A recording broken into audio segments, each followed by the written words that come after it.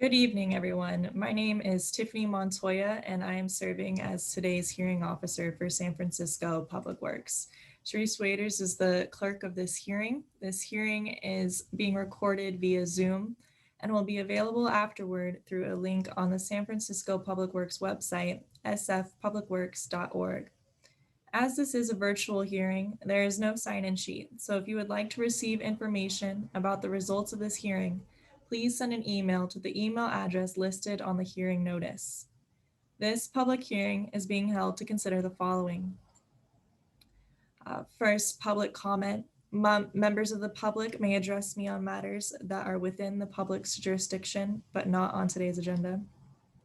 Then order number 205685 for removal of trees at 2567 Union Street, followed by order number 205686 for removal of 2 street trees at 1028 Market Street, followed by order number 205687 at 2547 Washington Street for the removal of 1 street tree. We do have order number 205688 listed on the agenda for 3651 Baker Street. However, this item is postponed. And lastly, we have order number 205689 for 237 Ripley Street for the removal of 1 street tree without replacement.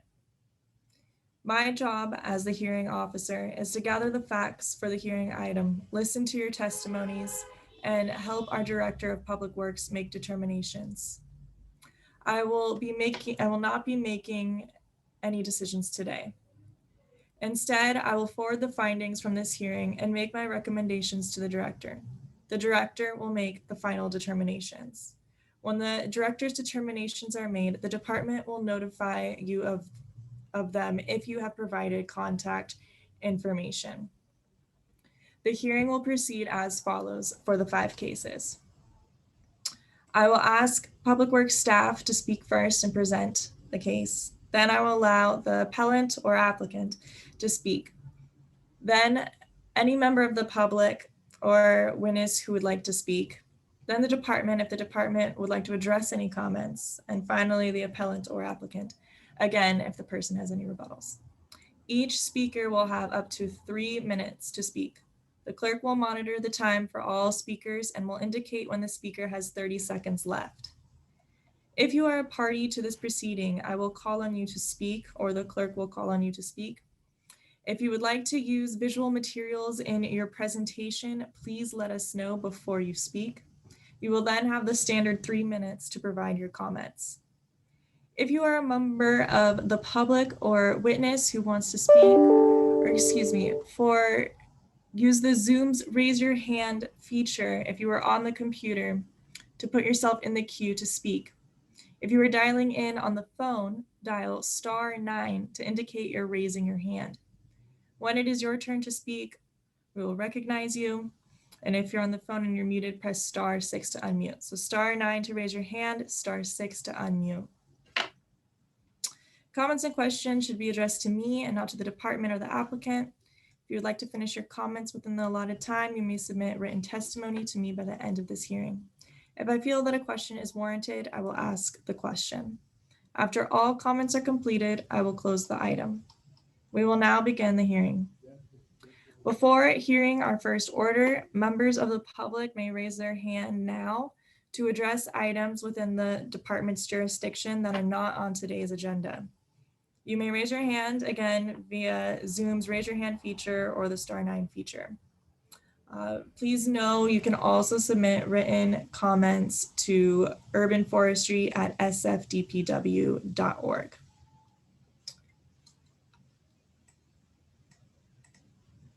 I'll now look for any raised hands for public comment for items not on the agenda. Does not look like there are any. Sharice, is that correct on your end? I do not see any raised hands at this time. Okay, then we will move to Order number 205685 for 2567 Union Street to consider the removal of 2 street trees with replacement. Staff denied removal and the applicant has appealed. May I have Public Works make their presentation? Yes. Hi, can everyone hear me? Yes. Yes. My name is Marcus Dotson. I'm with the Bureau of Urban Forestry. I'm an urban forestry inspector. I'm just going to go ahead and share my screen. Is everyone able to see the Street Tree SF logo there? Yes. All right, awesome. So this first item, as was previously stated, is for the removal of 2 street trees with replacement adjacent to 2567 Union Street. The staff has denied the removals and the applicant has appealed. This first slide is of tree number 1. It's a flowering plum, or I'm sorry, flowering plum tree. They had wanted to remove this tree. Staff has denied. The tree is in fair health. It does have some dieback kind of in the lower canopy and maybe a few branches in the upper canopy, but the criteria wasn't here for an approval for removal for this particular tree. Along with their application to remove the tree, they proposed replacing it with a 36-inch Chinese elm. The second tree is a young magnolia tree. This was a recent Friends of the Urban Forest planting. It's a healthy young tree. Again, the applicants had said that they would be committed to transplanting the tree to a new location and watering it, as well as replacing this location with a 36-inch box tree. And for those who don't know, 36-inch box is just the size of tree or the stock that they'll begin with when they replant. So it sounds like they're trying to plant 2 36-inch box elms in replace of the mature plum tree that we just looked at and this recently planted magnolia tree. And the staff has denied. Both trees are in healthy and sustainable condition. They can stay in their locations in their current state and be live out their mature lives there. And that was the reason for the staff's denial. Thank you. Thank you. And now we'll have the appellant. If you could raise your hand so we can call on you to speak, you'll have 3 minutes.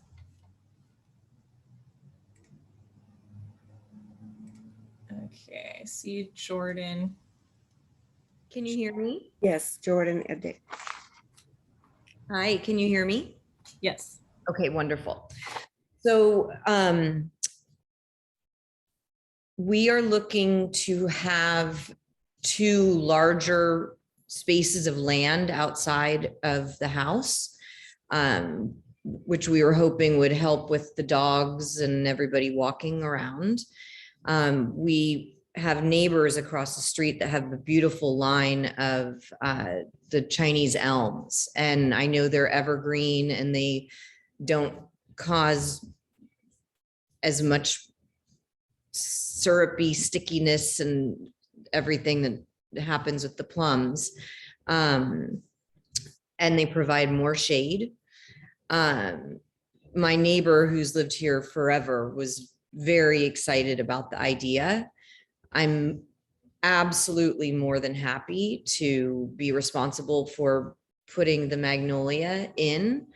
Right now, the picture of the plum as it was, it doesn't actually accurately display what the tree looks like now. It just seems very unhappy. And we are hoping to put more dirt in, trees that will work better in the environment with sun and the shade, because the wind coming off the street there is really intense. And let me see if I have any other notes. Just one moment.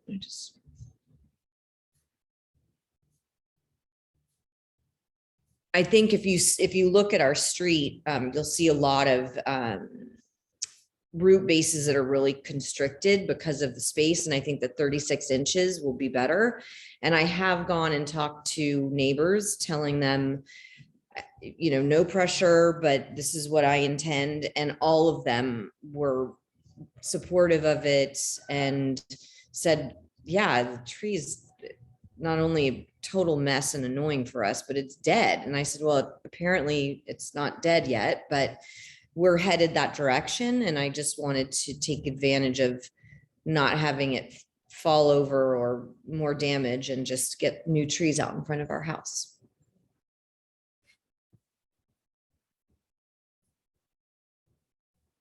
Oh my God. Did you guys, oh, good. I thought I just got kicked off of Zoom. I was like, oh no. No, we can still hear you. Okay, good. I'm like, no, how long, when did you lose me? And you have 30 seconds remaining. Does anyone have any questions or anything that I can answer that, because I know there's protocol to this that I don't know about. And I just want to know what can help us move this along in any way, if there's questions or anything. We'll be opening this up for members of the public who'd like to comment. And then if there's any direct questions. Okay, great. May allow some time. Is the feeling of the neighborhood considered in these situations? I'm happy to answer a few of those questions. Okay, we can what I'll have happen, I think we're almost at the end of your time, Jordan. We'll open it up to the public for their comments, and then I'll go back to Marcus to wrap up any questions in case there's a few that come up. Okay, thank you. Okay. Any member of the public who would like to speak, please raise your hand now.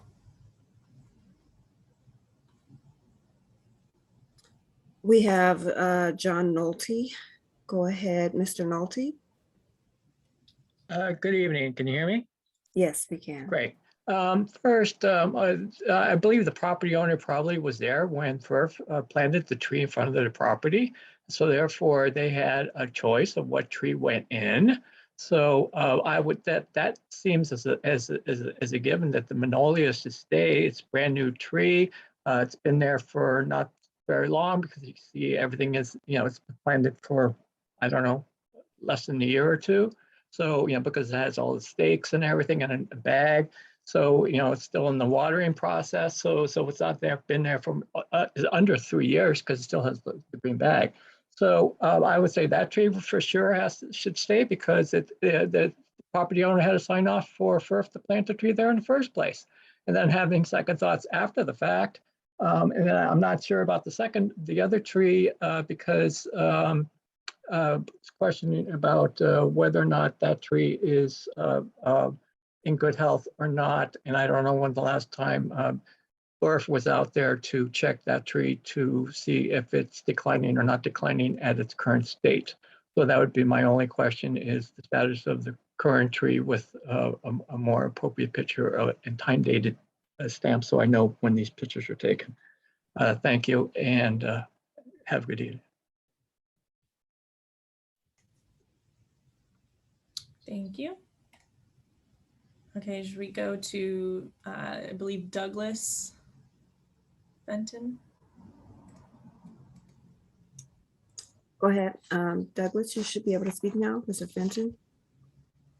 Yes, my name's Douglas Fenton. I've lived at right next door. One of the trees is in front of my house. I have a residential planning department review, and it talks about our building where the trees are in front of. The building is considered a historical resource.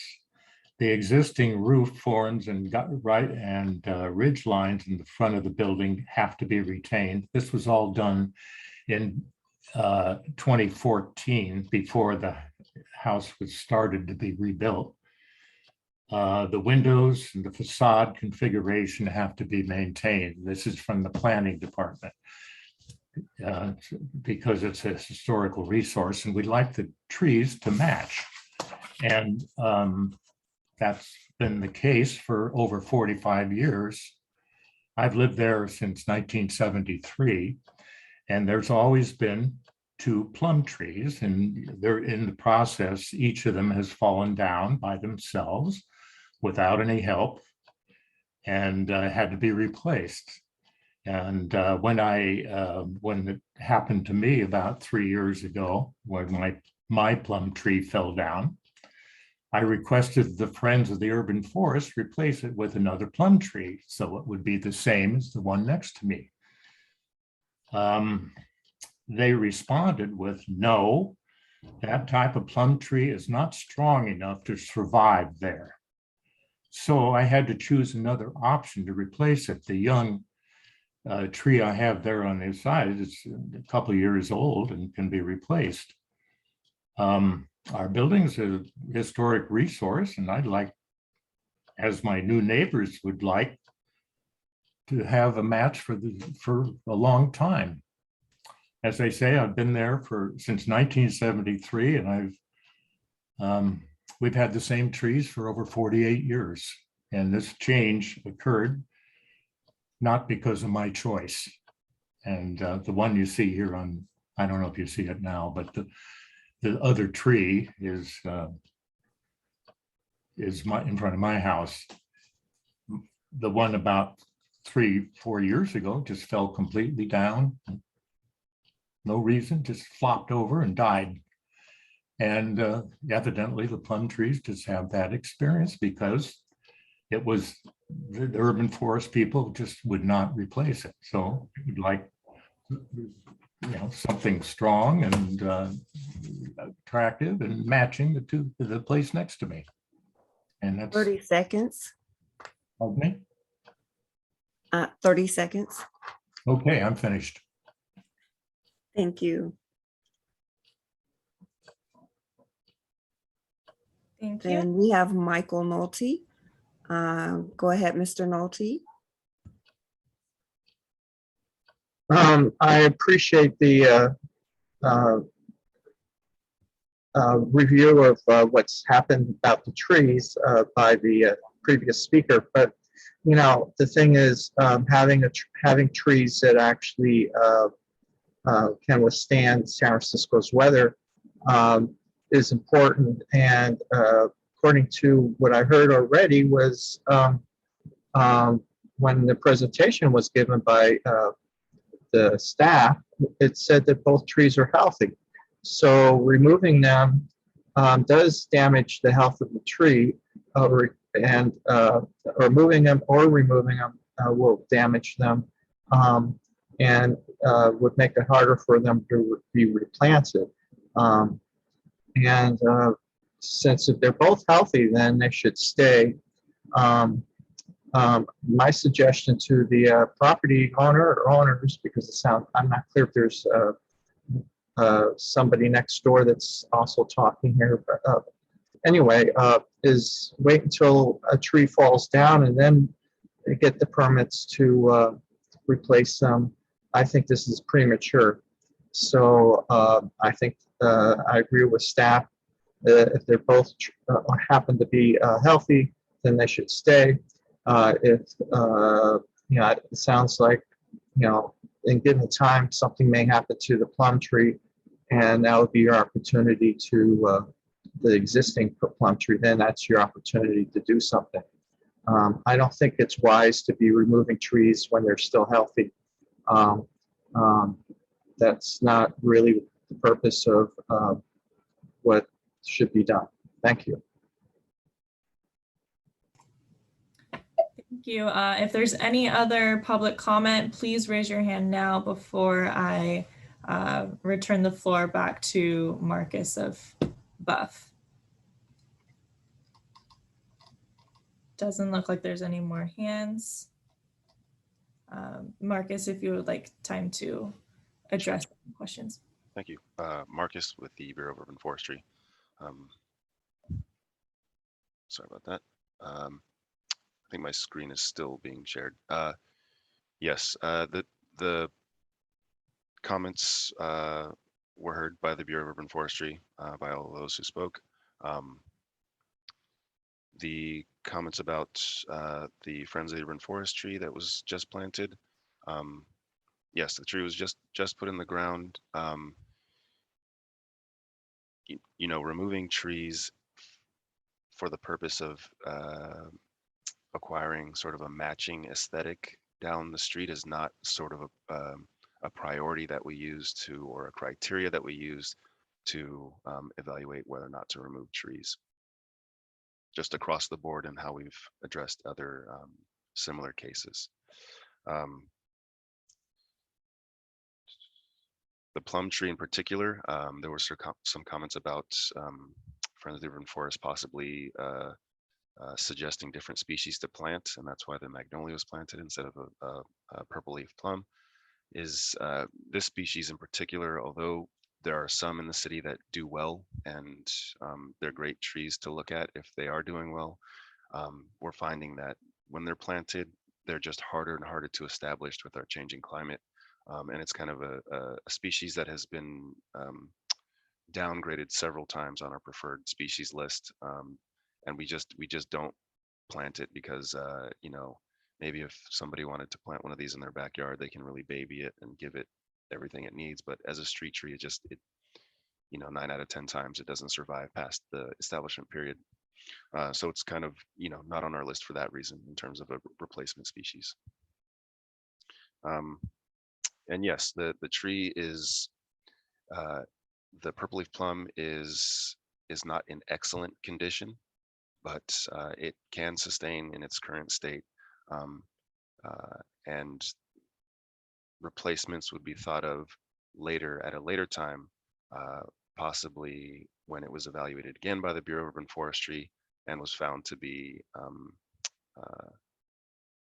in a condition that is not sustainable in its current location, in which case we would choose to post it for removal at that time. But at this day and age, the last inspection that was made on this tree was in August 26th of this year by one of our urban forestry staff.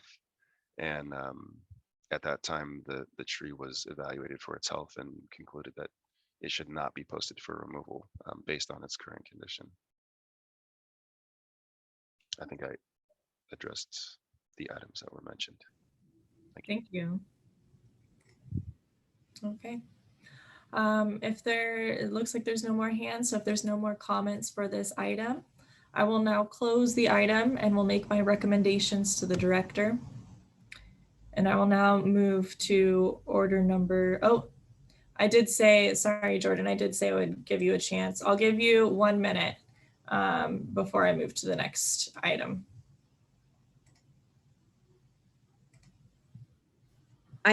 Marcus, I had that question about what are the different parameters or evaluations that you process through to make a decision about a tree like this. And I'm unclear. Usually when you go to a hearing, you know sort of what the parameters are, and I don't know what they are.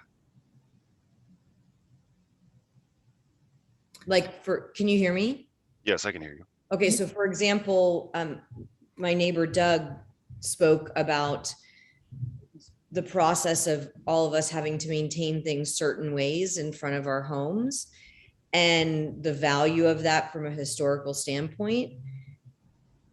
And then it completely goes away when you're on the street, but we're required to not change the front and keep everything the same. And he mentioned that, and I thought that was such a good point. And I'm wondering, is that a parameter that you look at, like the historical value of having the streets look the way they usually did, which I kind of think San Francisco does. So I don't particularly want to wait until my tree falls down. And I totally respect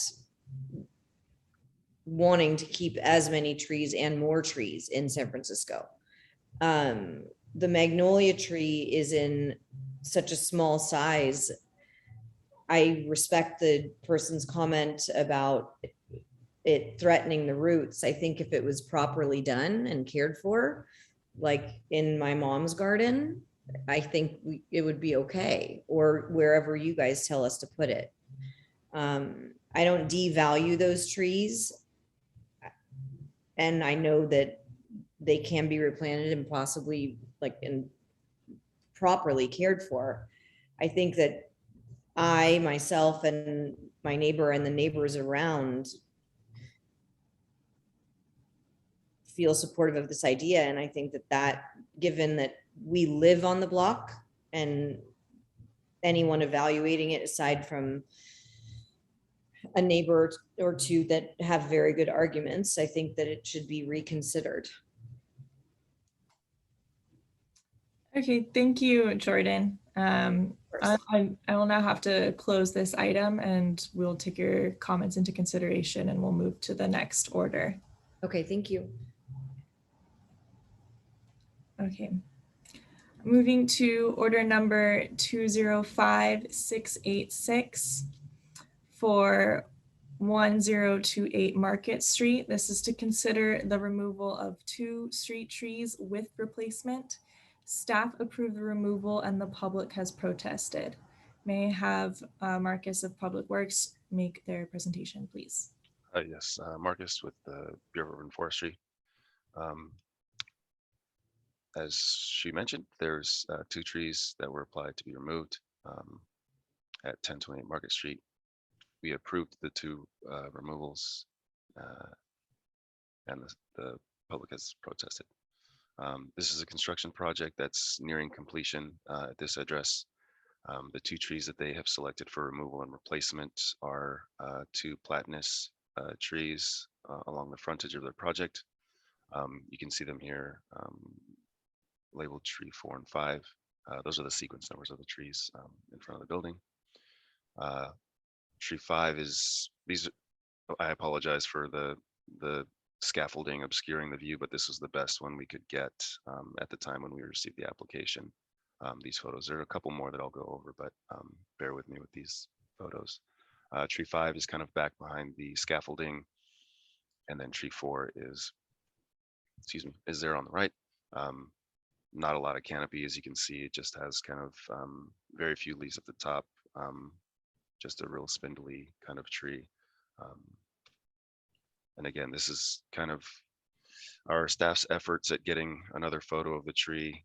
Tree number 5, it's again, apologies for this picture, but that's the best we could get at the time we received the application. Again, really spindly platanus tree, not a lot of canopy. And again, tree 4 on the right, you can see it a little more clearly there. It's just doesn't have much in terms of a canopy. These trees, if they were to be replaced, would serve a greater benefit to the area than the trees that are currently there. Their condition is in poor condition, as rated by the inspector who went out and took a look at these trees. And the staff approved the trees based on their health and their current condition. Thank you.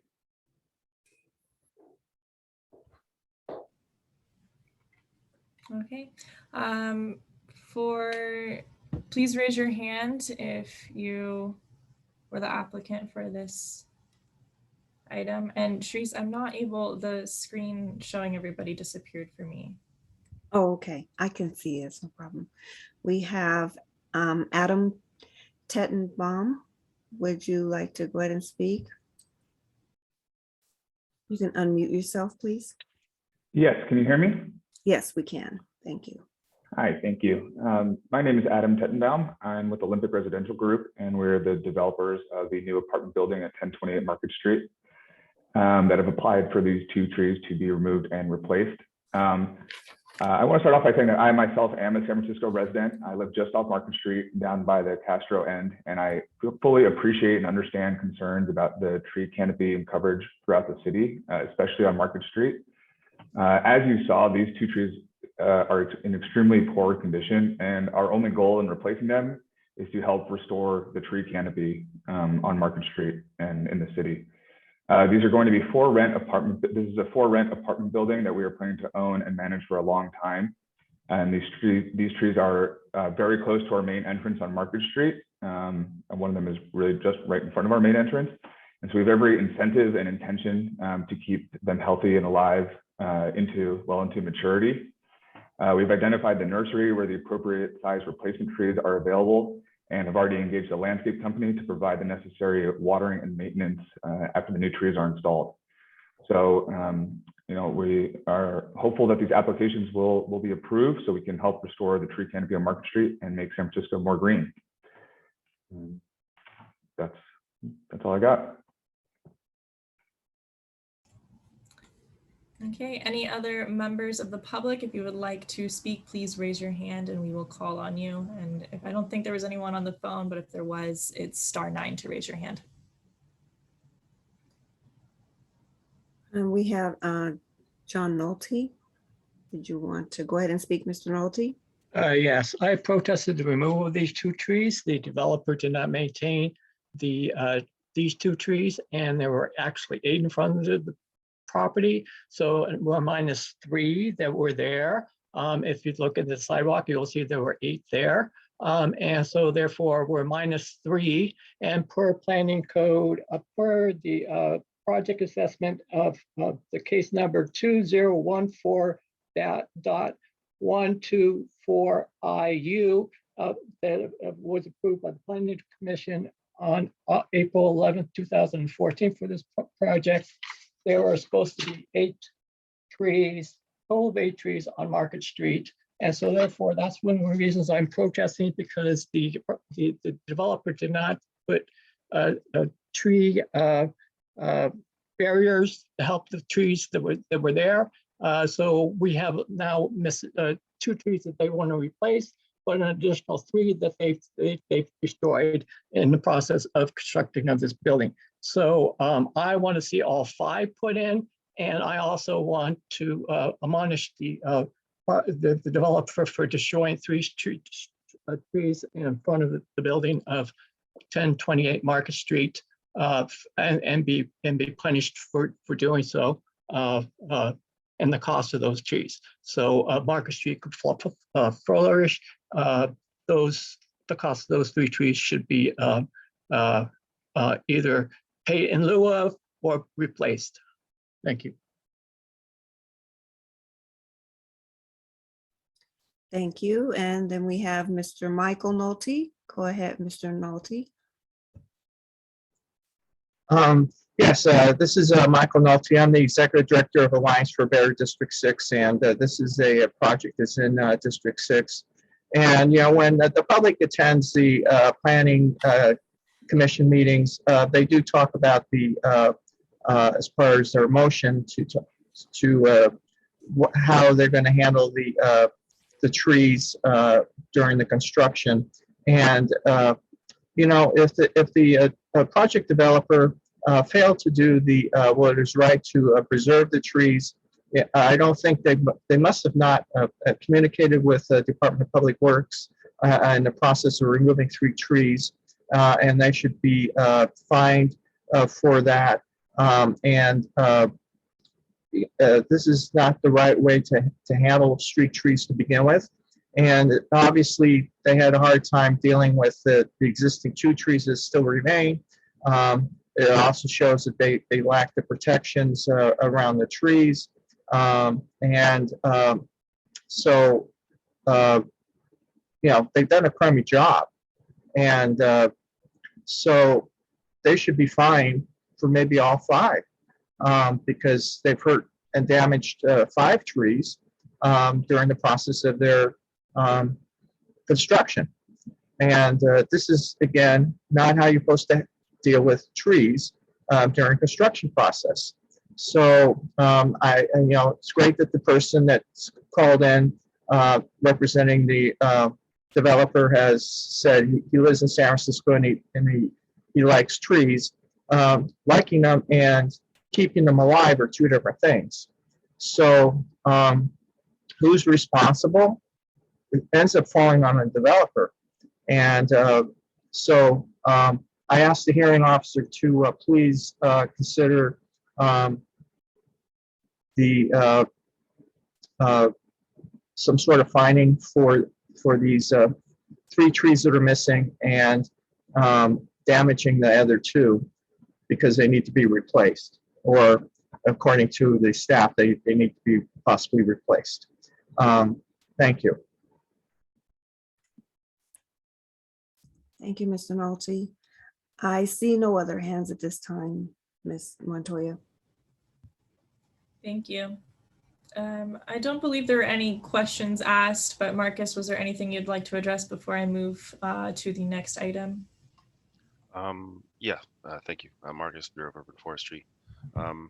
The project mentioned in 2014, I just did a little bit of searching while the public comment was happening, and we do have some records indicating that the trees 5 in lieu fees were paid back in 2018 through the course of normal tree requirement being enforced by our urban forestry staff. I'm not sure that these are the same people back in 2018, but we do have records of that. And you know, when construction happens, we do assess the frontage of properties and assess the amount of trees that need to be planted. We ensure that the space along the frontage of each building is maximized for tree planting. Sometimes, especially like streets like Market Street, trees just simply can't fit because of driveways, fire hydrants, bus stops, street signs, street lights. There's just a lot of obstructions on those really kind of in those dense urban areas that, you know, trees just don't fit. In those cases, in lieu fees are assessed in those trees' place, and that was done here for this particular address in years past. And then yes, the trees, the staff has approved the removal of the 2 trees that we were focusing on today, and that's an approval on the basis that the trees will be replaced by the developer. Thank you. Thank you. And I see no hands, so we will close this item and I will make my recommendations to the director. So moving to the following order, which is postponed. It's order 2056, or excuse me, what did we skip one here? Yeah, there we go. Okay, order number 205687 at 2547 Washington Street. May I have Marcus make their presentation, please? Thank you. Thank you.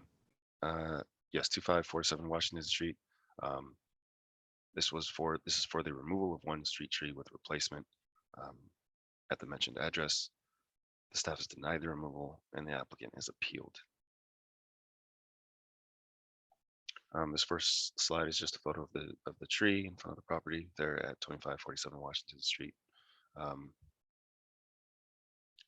The reasons given by the applicant for the tree removal application was that they were concerned about the tree falling or possible failure, excuse me. The tree, you'll see in some subsequent photos that the tree did have some bricks put in the tree basin, really kind of maybe when the tree was a lot younger. Since then, the tree's grown and increased in size and has some girdling, which you'll see in the photos that I pull up later. But recently, the bricks have been removed to allow the tree's root flare and, you know, kind of base of the tree to expand the way it should to support the rest of the tree as it grows. This is just another shot of the canopy. This is the base of the tree here where the bricks were removed. This is a 3x3 basin, it looks like. And the bricks were just kind of fit in there again when the tree was probably much younger and much smaller. It's another shot. You can kind of see at the base where some of the girdling happened. It doesn't look like the girdling has gone through the outer layers of the cambium of the tree, so you can see the bricks there. The tree on the right is the one that we're talking about. The one on the left is no longer in that location.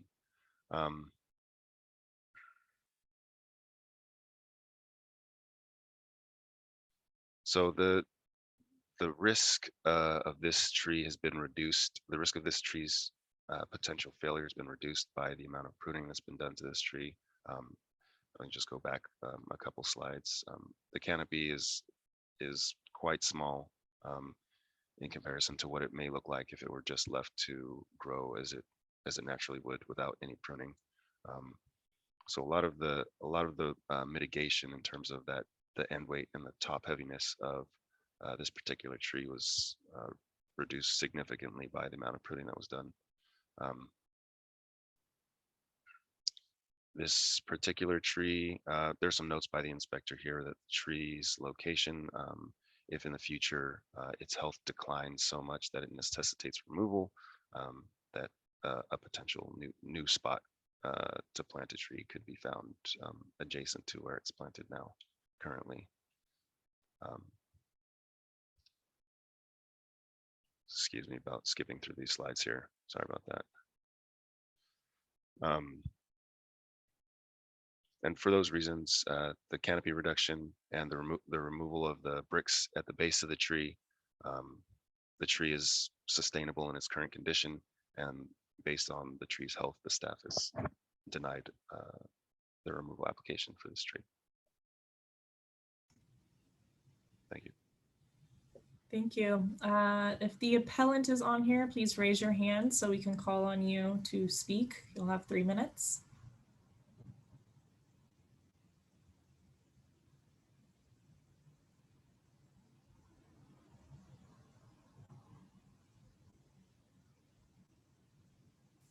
And we have Mr. Persky. Go ahead and speak. You can unmute yourself, please. Hi, Ms. Tiffany Montoya. Hi, everyone. This is Valerie Persky.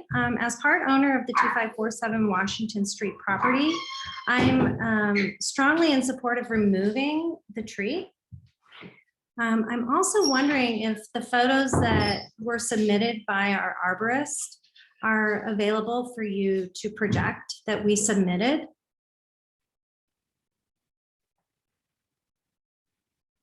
That file was given to the hearing officer, but I don't have it ready to show on the screen. If you'd like to share your screen, I can promote you to panelists and you can share your computer screen if you'd like.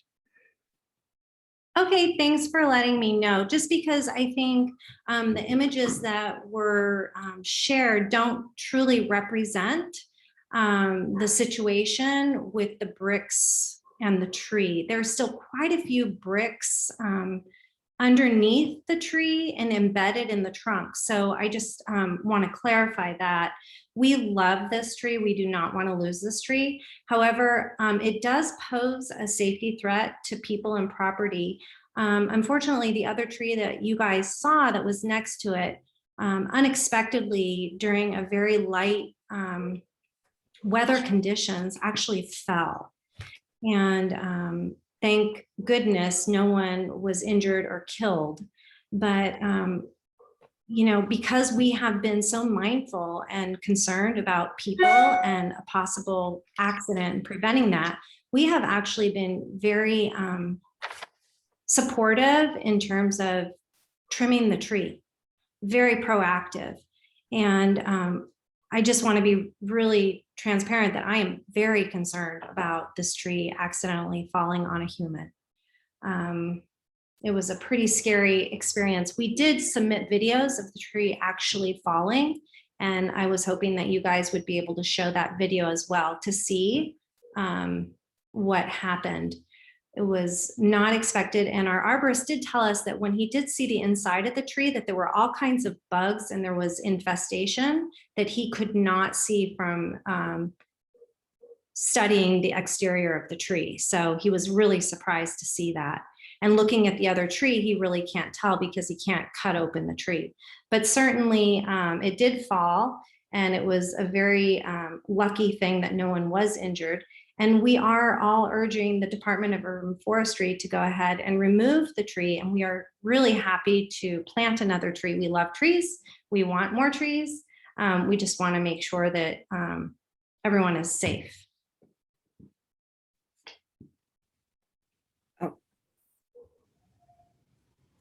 Thank you.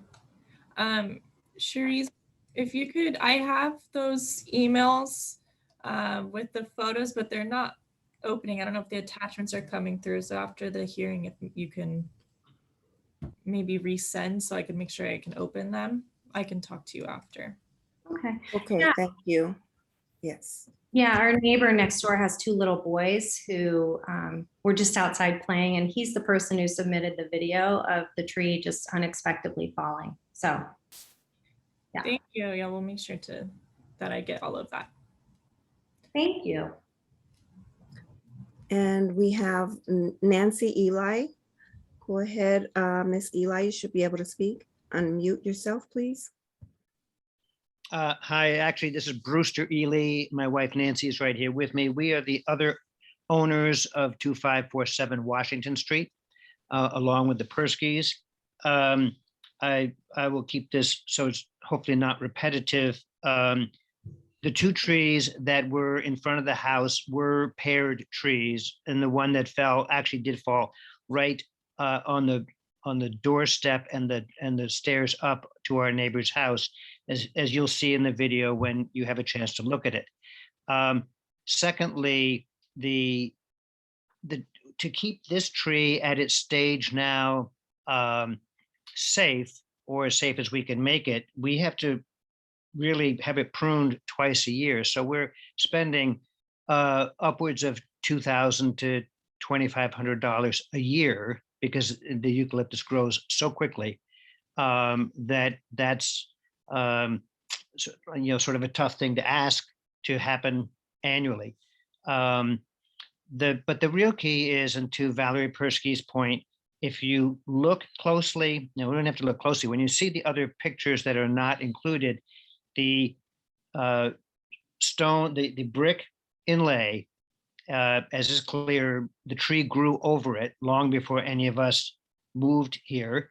And so the brick probably projects, I'm going to say, I don't know what the length of the brick is, let's say 3 to 4 or 5 inches underneath, and it's plural brick because they couldn't get them out when they took the brick surrounding out, so they're there forever.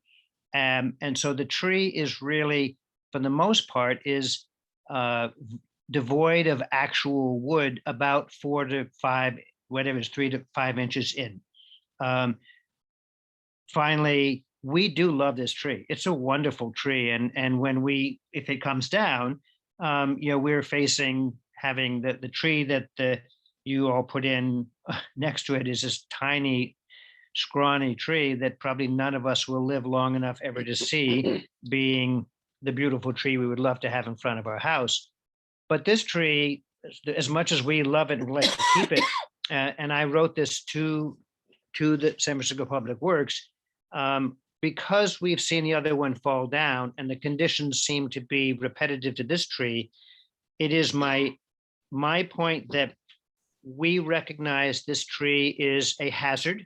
30 seconds. We recognize this tree as a hazard, and regrettably, and we feel that common sense and good judgment says take that hazard away so that no one gets hurt or no property gets hurt. And frankly, we don't want to be sued for something that we have projected as a realistic possibility. And so so we would like not to have that happen to us. And as I've said in a letter to you, someone else would be then responsible. We don't feel it would be us. Thank you.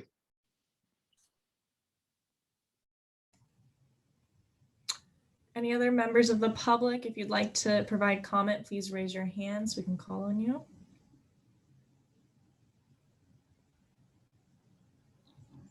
Michael Nolte, go ahead. You should be able to unmute yourself. Yes, I believe it's the responsibility of DPW to prune the trees. If the property owner has to do it, as you mentioned several times, for many times during the, I think the DPW gets around to trees in a cycle of so many years, pruning trees. So maybe there needs to be a special request to come to visit the tree as a way to mitigate some of the issues that are being discussed. Also, again, I believe I don't know how liable the property owner is for a street tree. It'd be different if it was in their backyard. That's something, again, the staff could talk about, is the liability issue. I think, when somebody does a presentation, they may need to ask questions for clarification, and that maybe would help them ease their anxiety about the status of the tree. All right, thank you.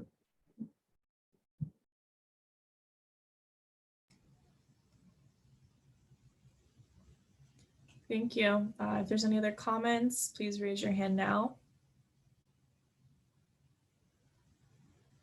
Okay.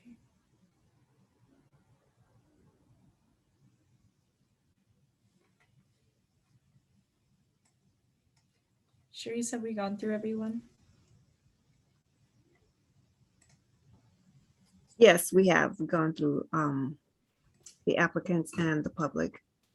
Perfect. The Perskys have their hand raised again, but I believe they can submit further comments to our inbox. Is that correct? Or Yes, I want to give Marcus a chance if he had any other items to respond to before moving. Yes, I just wanted to address a couple of the things. In a lot of cases like this where people apply for removals, we have permitted the application itself to remain open with the, future inspections to take place. So we can hold this application open if the tree declines further in the future, or if other problems arise, we can reassess the tree in a year's time and see what the tree is doing, how it's reacting to some of the conditions that are currently there. As far as the liability of the tree in the public right of way, all of the street trees in San Francisco are under the maintenance and responsibility that includes liability. Any tree related instance that happens with the street trees in San Francisco are the responsibility of San Francisco. So you don't have to worry about, of course, the Bureau of Urban Forestry doesn't want anybody to be hurt or anything like that, or property be damaged. But in the event that those things do happen, it's the city's responsibility. It won't fall on the homeowners. No one's going to be calling them directly and suing people. Thank you. And as Cherise said, if there's any further testimony, submit it to the Urban Forestry inbox, which is listed on the notice and also in the chat, and it will be directed to me and I will read it. With that, we will move on to the following order, which has been postponed. That's 205688. This will be addressed at a following hearing. So we will move to order number 205689 at 237 Ripley Street. I will hand the floor back over to Marcus to make their presentation. Thank you, Marcus, Bureau of Urban Forestry. This is to cover the removal of one tree without replacement. The staff has approved this removal and the public has protested. This is The tree in question is the New Zealand Christmas tree on the left, not the palm tree. This came to us via application. The tree is in the setback, kind of on the building side of the sidewalk in this photo. It was planted, or it started growing in this sort of kind of retaining wall, boxed in area near the stairs. And you can see the red lines there in the arrow kind of showing the retaining wall beginning to be pushed back by the tree's growth. This is another photo of the tree. The yellow lines there are just showing a garage that used to be accessible to the property owners. But again, you can kind of see that retaining wall on the left down here, kind of boxing in the tree. This tree was assessed by one of our urban forestry staff, Stephen Keller. He noted the tree's health, but the structure is noted as poor. It's displacing the retaining wall, as I had mentioned. If the tree is left to continue growing in this area, it'll cause further disruption to the retaining walls. I'm sorry, excuse me. And it's kind of situated near a utility pole with utility lines above, and it'll continue to get pruned for that reason. And so it won't be allowed to reach its sort of natural height. Down at the bottom, the deficiencies noted by the inspectors is it's a poor location. It's displacing the retaining wall and the entrance to the previous garage. The inspector has assessed the tree's value in this case upon the approval to remove. The next slide I'll show you will give you kind of a breakdown of this appraised value here. The Bureau of Urban Forestry is suggesting that the appraised value should be paid for the tree if removal is granted. And this is the appraisal sheet. The tree's location and its condition is plugged into a formula. And all of these contribute to its assessed value. Again, down at the bottom, you can see it on the right-hand side down at the bottom there. And again, just to recap, the Bureau's position is to approve the removal of this removal application. Thank you. Thank you. If the property owner or applicant is on here, please raise your hand so we can call on you to speak before we move to public comment. We have John. Go ahead. You should be able to unmute yourself. I'm good. Yes, can you hear me? Yes, we can. Thank you. I'd just like to add something to the statement that was just made concerning the condition of the tree, condition of the retaining wall. As I understand it from an employee of the DPW, that in the event that the DPW would be responsible, financially responsible for rebuilding that retaining wall, because it's a street tree that is has an invasive root system that is causing it to fail. But my wife and I have lived here at 237 Ripley Street for 39 years, and we currently have two trees in front, the New Zealand Christmas tree and a queen palm that I planted myself. We're only asking for the removal of the New Zealand Christmas tree. Removing the tree would allow us to build a driveway connecting our existing curb cut to our existing garage. Living on the 6th steepest street in San Francisco for 39 years has presented its problems. Now being in our mid-70s, a driveway would alleviate many of those problems and allow us to remain living in our home. Removing of this tree and creating a new driveway, but also allow us to shorten our front entry stairway to give us easier access to our home.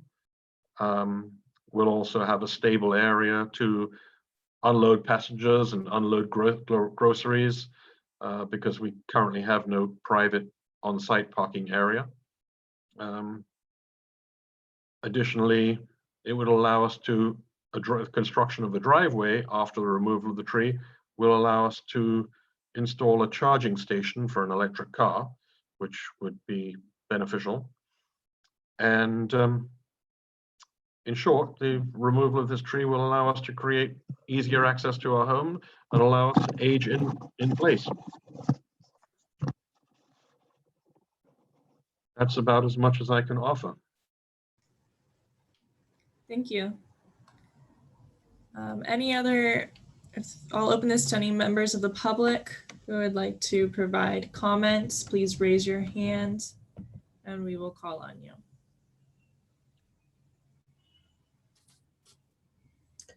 We have Michael Nolte. Go ahead, you should unmute.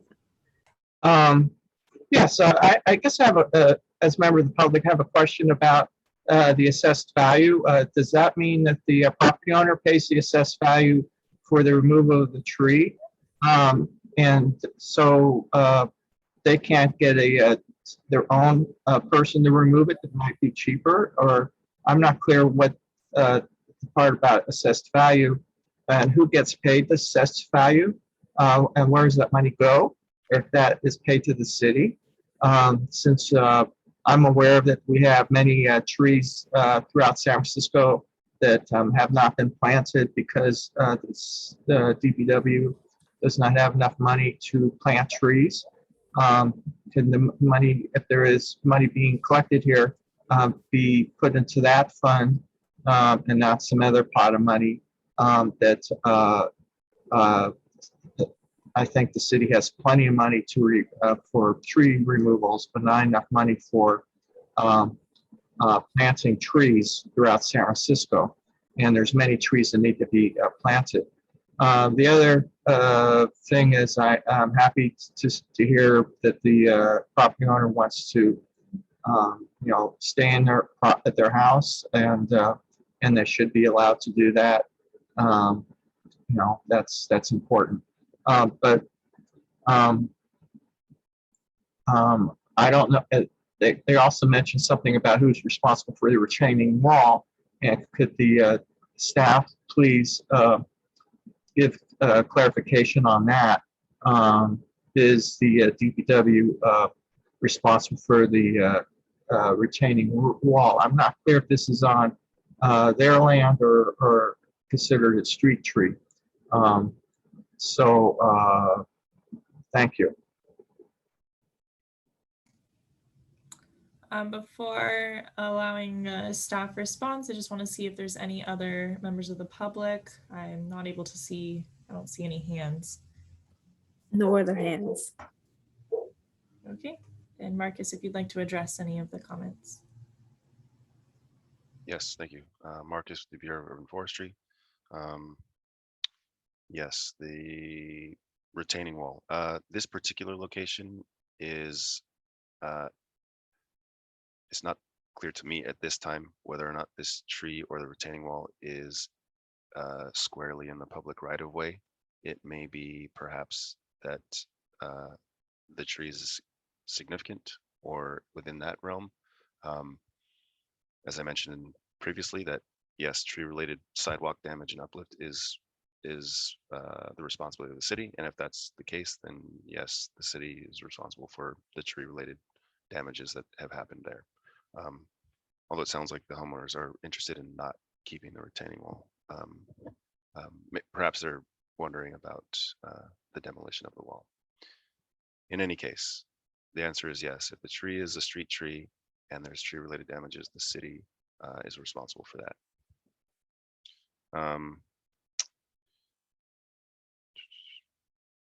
The assessed value of the tree, this is to be consistent with how we handled cases in the past. The assessed value of the tree is taken when a planting space cannot be used again, or there's no replacement option, and we were actually able to go out and assess the value of the tree. Sometimes trees are removed or fall before an assessment can happen. In this case, the urban forestry staff had the foresight to take the assessed value of this particular tree, given that the space was going to be no longer usable for any trees in the future. This is paid into the same fund that in lieu fees are paid into, and that goes towards planting trees in the future. So those two things, I think those are the questions about, I guess, where the money's going.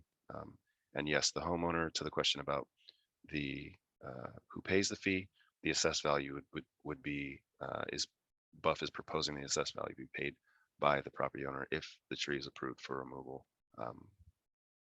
based on the fact this location can't be used again. I think that was all of the questions that were answered or asked. Thank you. So I believe there's no more hands raised. And if there's not, then we will close this item and I will make my recommendations to the director.